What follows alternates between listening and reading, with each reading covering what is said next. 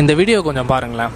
ஒரு வயசான கழுதை காலையிலேருந்து வயலில் வேலை செஞ்சுட்டு திரும்பி வந்துக்கிட்டு இருக்கும்போது கூட வந்துட்டு இருந்த மாடு கிட்ட சொல்லிச்சான், எனக்கு ரொம்ப டயர்டாக இருக்குது, நாளைக்காச்சும் நான் ஓய்வெடுக்க போகிறேன் அப்படின்னு. அதை கேட்ட அந்த மாடு பக்கத்தில் இருந்த ஆடு கிட்ட சொல்லிச்சான், அந்த வயசான சோம்பேறி கழுதை நாளைக்கு வேலை செய்யாமல் வீட்டில் போய் தூங்க போகுது அப்படின்னு. அதை கேட்ட அந்த ஆடு நாய்கிட்ட சொல்லிச்சான், இனிமே அந்த வயசான கழுதை வேலை செய்ய மாட்டேன்னு எல்லார்கிட்டையும் சொல்லுதுன்னு சொல்லிச்சான். கேட்ட அந்த நாய் உடனே ஓடி போய் ஓனர் கிட்ட சொல்லிச்சான், ஒரு வயசான கழுதை நம்ம வயல்ல இருந்து இனிமே நான் வேலை செய்ய மாட்டேன்னு போராட்டம் பண்ணுதான் அப்படின்னு. இதை கேட்ட அந்த ஓனர் அவர் தீட்டி வச்ச வாளை எடுத்துக்கிட்டு அந்த கழுதையோட தலையை அறுத்துட்டாராம்.